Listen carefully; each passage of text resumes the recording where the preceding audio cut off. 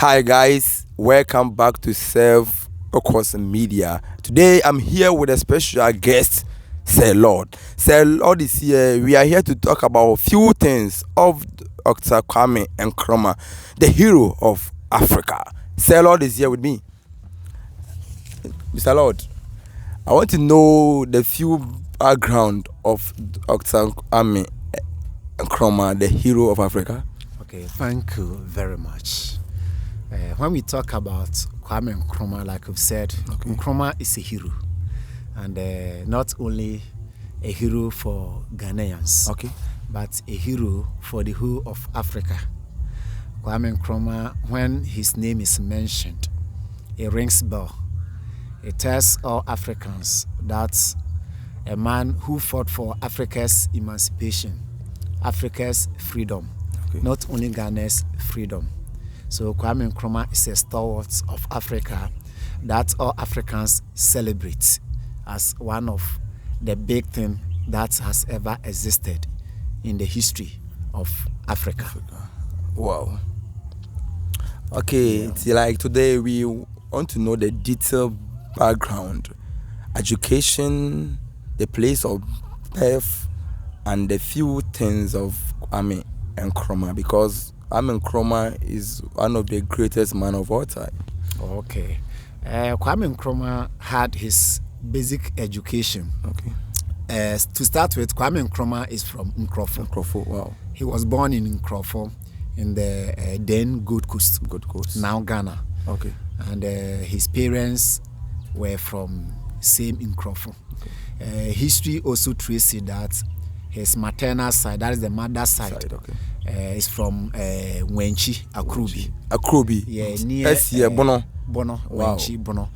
That is what the Bonos have been saying before they moved. Not Bonos have been saying, but when you dig deep into politics. Bono politics and Bono history, there has been even been a time that the Wenchi kings, when Nkrumah was a leader and he visited Wenchi, he was made a sub-chief there, what we call Nkoswahene. Wow.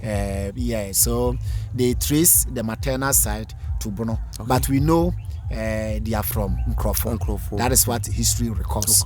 And the father was a goldsmith, one who uses gold for jewelry. That was the work the father was doing. And Kwame Nkrumah had his basic education in Nkrofo, a Catholic school, and later also schooled in Accra, Achimota. And he proceeded to attend teacher training college. And after his teacher training college education, he taught for a while, heading some primary schools, basic schools in Ghana. Then later, in the 1930s, he traveled abroad. He went to live in the US, and he studied there for his bachelor education, and then later proceeded to the United Kingdom, also to do his PhD. As and when he was doing his PhD, it was then that his political rising started, where he mobilized Africans there to come and do something back home. So he led African students, the West African Students Union. He was leading that until he was spotted by other African freedom fighters. Yes. So Kwame Nkrumah, those people? The freedom we fighters. had black freedom fighters before the African freedom fighters. The black freedom fighters, we had George Padmore, was one of people that was fighting for Africa's emancipation, the diaspora. And Kwame Nkrumah joined them. Then later, there was a socialist, a lawyer, and then a writer from Ghana too, whose name was Dr. J.B. Dankwa.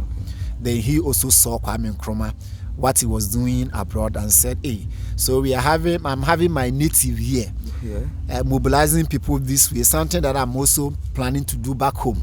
So Kwame Nkrumah was seen, and then he was also brought back to Ghana to come and continue what J.B. Dankwa and others wanted to start. So Kwame Nkrumah did not only stay abroad, but he also came back to his land also to come and continue the political struggle.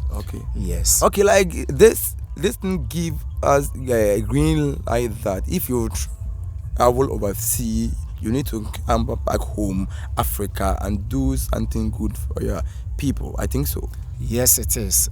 We say kuntunu hwanya natural na yakro. So if you've had a privilege to travel abroad to study, there is not your home. Okay, advice. Yes, you must come back to where you were born, where you were raised, and then the taxpayers' money that was used to educate you. You come back and then you help your people.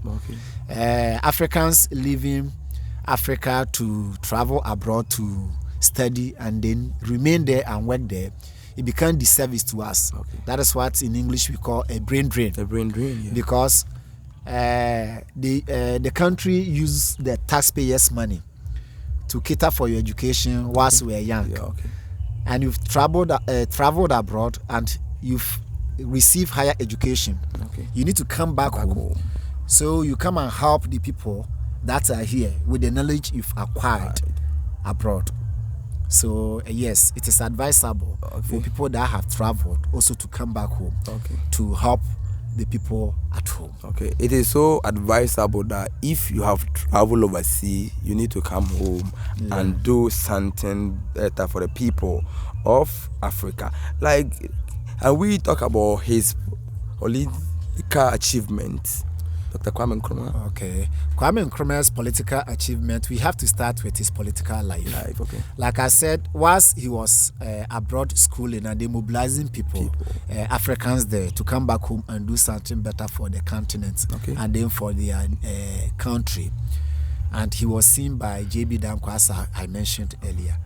So J.B. Danquah, by then, they were starting a nascent political party, a new political party, which was the UGCC. That is United Gold Coast Convention. United Gold Coast Convention. You know, like Ghana, before Ghana gained independence, the name was Gold Coast.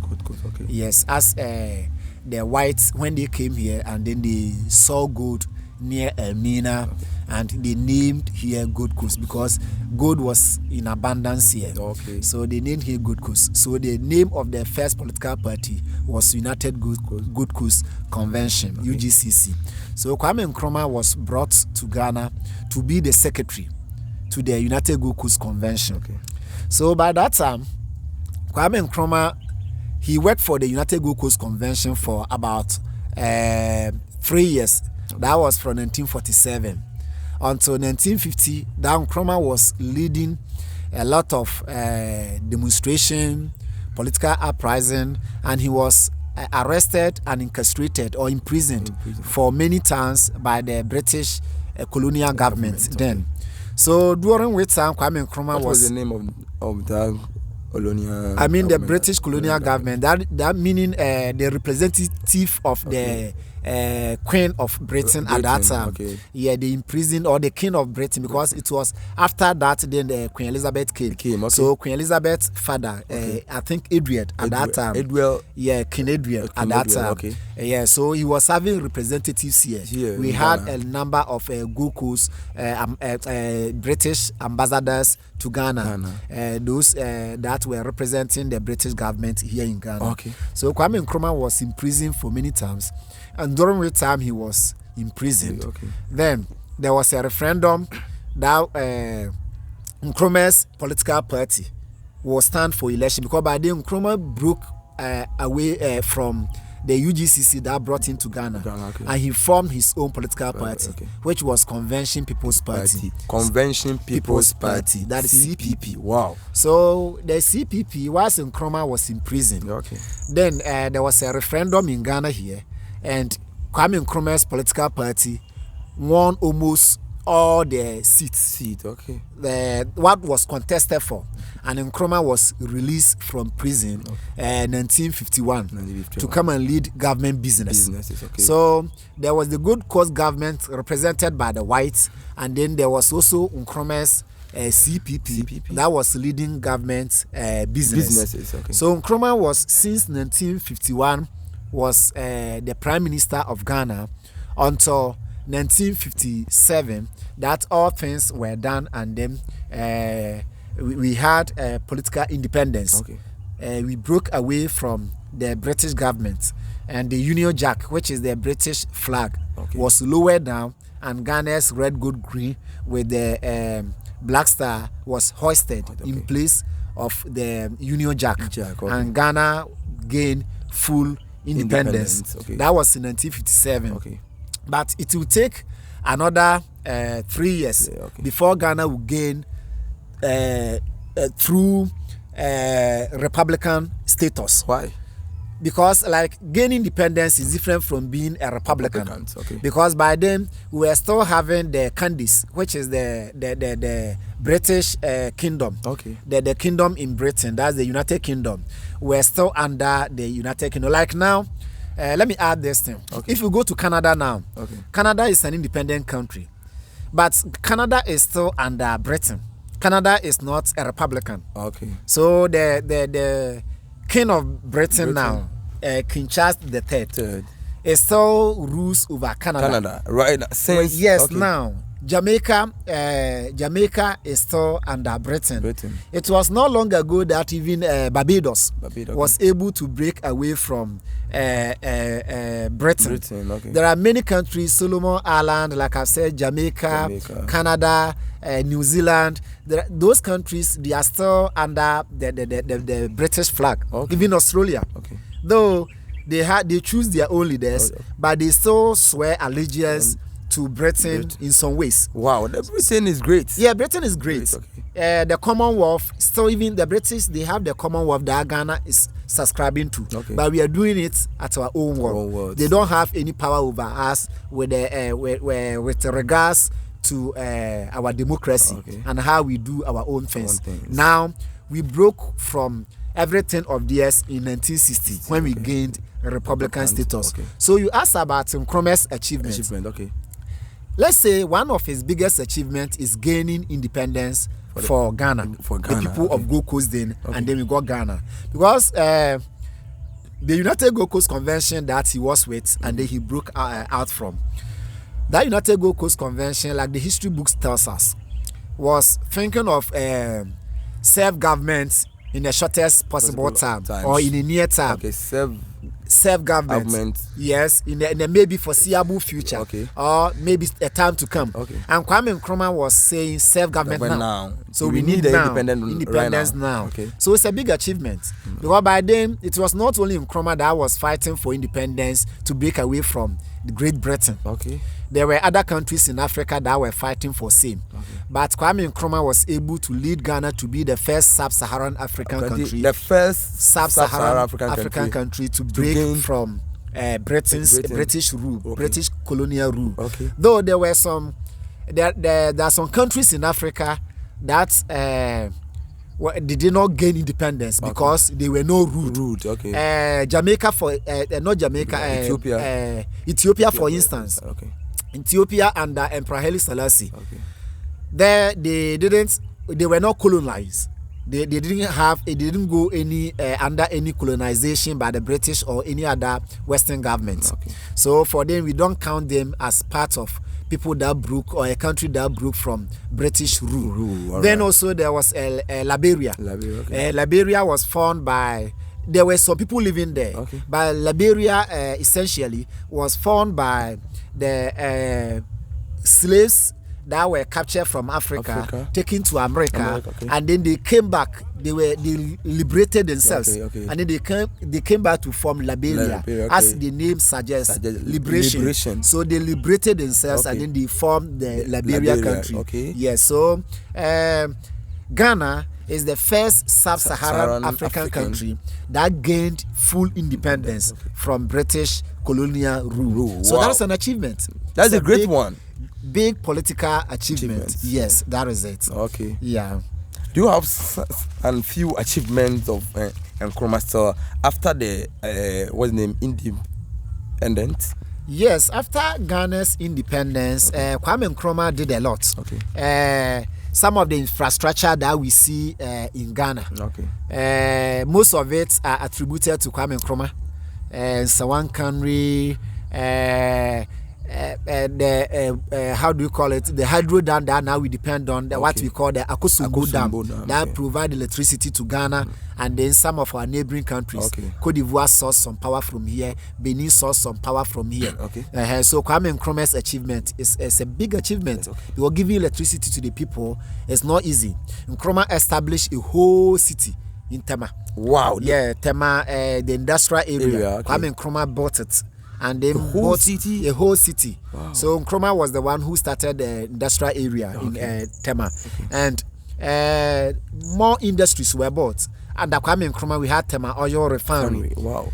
We had Volta Aluminium Company, where we had furnace that is going to melt metals, aluminum, and we use it to build household equipment. That one is a great achievement. That is a great achievement. Wow. Yeah, Nkrumah did a lot for Ghana. Okay, now, through all these kind of achievements, I heard that Nkrumah was overthrown.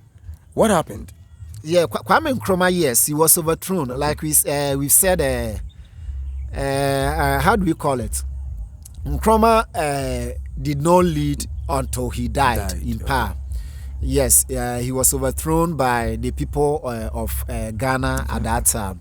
And upon all these kind of achievements? Yes, that is it. You know, nothing is static, like I keep saying every day. No matter what you do for people. If you are, it gets to a time that there's something we say, when you leave the stage, when the applause are high. What Nkrumah did, yes, he did something good for Ghana. He did something good for Africa. But like we are saying about his achievement, there's something maybe I left out that I should bring back. Nkrumah started United States of Africa, whereby he wanted to unite all African states. Wow. Like now we are having United States of America. Yes, USA. Or we had the European Union. So if Nkrumah had achieved the United States of Africa, it would have been before the European Union. So Nkrumah wanted to bring all of African states, now 54 countries, together to become one state, one country, or maybe a federated state, whereby we are going to have leaders occupying other states within the United States of Africa. And to do that, he started building Ghana, Guinea, Mali alliance. If you heard E.T. Mensah sang in a song, Ghana, Guinea, Mali. Yes, that like by then we were uniting so that to start with Ghana, Guinea, Mali. And after that, having the Ghana, Guinea alliance, then he stretched it, joining hands with by then Haile Selassie, Emperor Haile Selassie the first was ruling Ethiopia, and then there was Julius Nyerere also at Tanzania. Then he joined forces with these leaders, so that we have United States of Africa. Great ideologies. Great, yes, great ideologists. People who are also having same aim of uniting Africa. But this his ideas was not bought into by some other equally good leaders that brought Nkrumah to Ghana to help fight for independence. Because theirs was that it is Ghana that we've gained independence for. So let us concentrate on building Ghana first. It's not before Africa. Thinking it's not Africa. And Nkrumah's aim to unite Africa was a big thing, that if he was able to bring the people in Ghana along, it would have been a great achievement. Because, like I said earlier, Nkrumah bought Tema Oil Refinery. But the Tema Oil Refinery, the Tema Oil Refinery that he bought, by then Ghana had not discovered oil. But there were some African countries that had discovered oil. So we could have, by then, if there's United States of Africa, the oil will be drilled in these countries and then be brought to Ghana.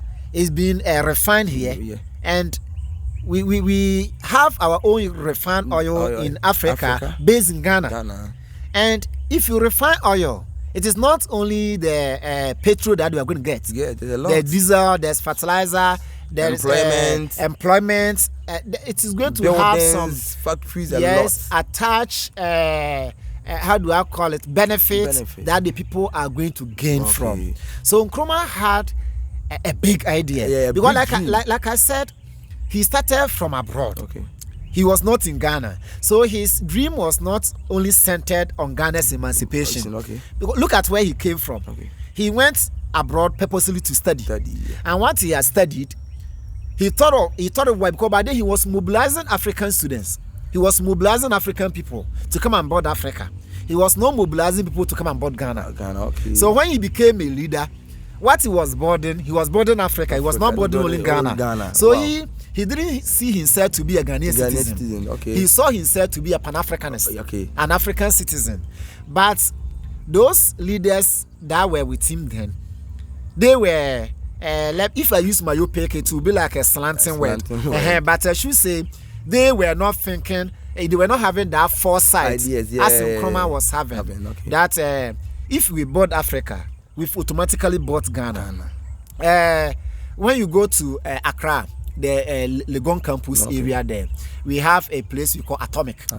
So Atomic there, Kwame Nkrumah was building a nuclear plant, whereby we are aside building the Akosombo Dam, hydroelectric power that we're gaining from there. The nuclear plant too would have given us another source of power for cooling facilities, for electricity, and even it could be upgraded to produce ammunition. Bombs, guns, and other things. So Nkrumah building this atomic energy here in Ghana. But then what we used to fuel the atomic energy is uranium. Ghana had not by then discovered the uranium. But we are building the atomic energy here. Which African country was by then having uranium? It was Niger. Niger was having uranium in their land. So if we are having Africa is united, we can go to Niger and then we mine the uranium and we come and fill the nuclear plant that we are building here in Ghana. And that one too is going to employ a lot of Ghanaians. Not only, let me say, though African people from Niger will be employed, but Ghanaians will be the first to be employed there, because we are having that on our land. In case there is any nuclear accident, it is Ghana that is going to suffer most. And for sure, it is Ghanaians that need to gain more benefits in the employment, so that we can gain more employment there. Okay, Mr. Lord. So we are talking about the overthrown. Upon all this kind of achievement, his own people overthrown him. Why? What caused the overthrow of Nkrumah? You can't pinpoint one factor, or you can't put your finger on one thing to say that Nkrumah was overthrown for this reason. But like I've said, we can allude to many factors. One being that the people were disgruntled with he not focusing on boarding only Ghana, but also focusing his attention on other African states also to be emancipated. But it got to a time that the Gold Coast people, the Ghanaian people then, they were saying Kwame Nkrumah was amassing power for himself. Amassing power for himself. Because it got to a time that he made Ghana a one-party state. It got to a time that he outlawed some political parties. It got to a time that he brought out laws that were people were arrested arbitrarily. There was a preventive detention act whereby political opponents that were deemed to scheming against Nkrumah's government were arrested, imprisoned, and then were maltreated. J.B. Dankwa, who brought him to Ghana, was imprisoned and he died in prison. So for sure, yes, you may say, but by then he may have his reason. Because if you remember, Kwame Nkrumah was bombed at many instances. The Kulubu bombing is something that we all know. Yes, it may be that those opponents were behind it. It also may be that some people were behind it, and because these people have come out to be to name themselves as his political opponents, they might have done it in order to smear them, because they've called themselves political opponents. So though Nkrumah achieved a lot for Ghana, but all these factors might have led to his overthrow. And it got to a time that Ghana's foreign reserves was also not sustainable. Meaning the money that we have in our foreign accounts that will help us to import goods to Ghana was not sustainable because the cocoa price, which was by then the major commodity Ghana was exporting to the Western world, was the prices were plummeting. It was not bought at higher price as it was when Nkrumah first came to power. So food prices and other commodities that will be needing, domestic items that will be needing, was hard to come by. So the people were living in hard times, like we say locally, colloquially. Yes, people were living in hard times. So definitely, when this thing happened, people will get disgruntled and they will come after you. So there were demonstrations, and when there are demonstrations in such nature, people will be arrested. And for people being arrested, they will see you, the leader, to be a dictator, oppressor, oppressing them. A wicked leader. Yes, a wicked leader. So they will come against you. So the factors that led to Nkrumah's overthrow are numerous. Some also point to the CIA, Central Intelligence Agency, which is I America. heard that about the CIA people. Yes, that led to Nkrumah's overthrow. Yes, the CIA. I've read a number of books that point to the CIA having hand in Nkrumah's overthrow. Yes, but let's take it this. We say Edanho Paya and Sokrosu Iramu. It means if the Ghanaian people have not risen against Nkrumah, if the Ghanaian people are not, let me say, in their own, did not express it that they don't like Nkrumah, how would the foreign agents come in to overthrow him? Yes, but because the local people didn't like Nkrumah to lead them anymore, then they will get help from other places. In 2011, when the Arab uprising started in the Middle East, when Muammar Gaddafi, the Libyan people were standing up against him, because by then Hosni Mubarak had been ousted in Egypt. Zine Ben Ali has also been handed out in Tunisia. And Muammar Gaddafi said, not at my backyard, not in my country. When this thing starts here, I'm going to crush the demonstrators. I'm going to crush those who are coming against me, the Intifada. I will spray them. Those uprising, I'll spray them, I'll kill them, I'll spill blood and all those things. And then the Western world, they came in. They supplied ammunition to the people uprising against him. And unfortunately, Gaddafi was killed. For us, Nkrumah, he was not killed. But when he was out of Ghana's territory on a foreign assignment, on a mission to, but then there was a war, civil war in Vietnam. There was North Vietnam and then South Vietnam. And by then Kwame Nkrumah was, because Nkrumah was, how do I call it, a charming person that is able to bring people on board, talk to people, having ideas how to mediate in conflict. So he was told to go and talk to the Vietnamese people in order for them to stem the civil strife, the civil conflict. And I think by then some of his friends advised him not to go. But when he left Ghana, then the people who were behind, but then he chose some political appointees and then some chiefs, some local chiefs to steer over, to take care as a caretaker leaders in Ghana. And when they saw that Nkrumah was out of Ghana, then they staged coup. He wrote that in his book, Dark Days in Ghana. Yes, so he had by then met Mao Zedong of China at that time, when he was transiting in China to Hanoi, Vietnam. And in his book, he wrote that when he met Mao Zedong said, "You did a terrible mistake for leaving your seat in the name of going to mediate for the Vietnamese people." Yes, I've heard that there is coup back home. Kwame Nkrumah was restless. He didn't know what to do. He was making calls to his people. In the book, even he wrote that by then his foreign minister was Jesse Kwesing. Jesse Kwesing, he said when he was with him, small time Jesse Kwesing would say, "I'm going to urinate. I'm going to visit the loom. I'm going this way." Not knowing that Jesse Kwesing was part of the perpetrators of the coup. Oh. So he was making calls to the people that we've read this place. Now you can set the coup. Oh. Nkrumah wrote all that in his book. And so meaning the people even that he was with, his allies, that he boy be wa na from Tuma, that is the local language. Yeah, Ghana we say aboy bekawa. No Tuma. It means the people that you are with, they are the ones that can cause your downfall.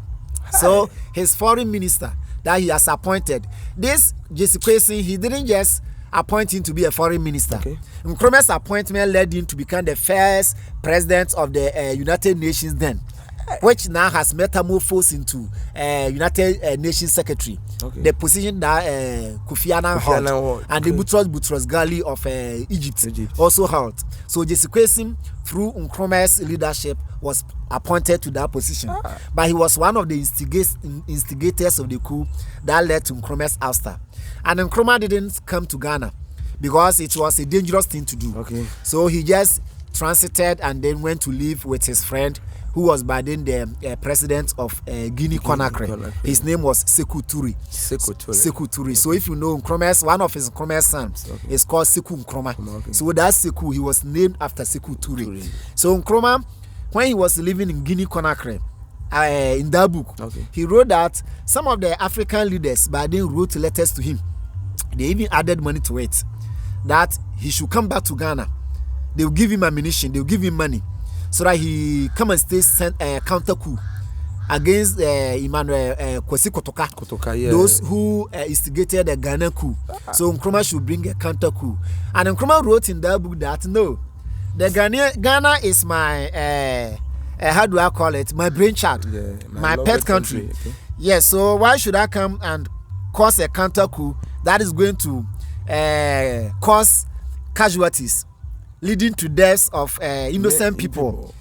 If the Ghanaian people need me, one day they will come for me. And even that, the people there were not content with his answer. They took him through military training. I mean, there was a time that Guinea's Independence Day, Kwame Nkrumah was robed in military attire. Okay. He stood there for the salute, like what we call as rights, as the students and military people were marching. And Nkrumah was there standing in the name of Sekou Touré to salute those who were marching past. Hey. So Nkrumah was made a co-president to Sekou Touré. In Bible, we read about Joseph, yeah. His own people. They sold him to Egypt. Potiphar, and Potiphar's wife wanted to have affairs with Joseph. Joseph landed in prison, and later he was moved from prison to become the second high in command to Pharaoh. Yeah, the first. You understand? And then he was named Zaphanat Paneah. Okay. You understand that? Okay. Zaphanat Paneah. Okay. Very good. So that Joseph's story is still seen in Kwame Nkrumah.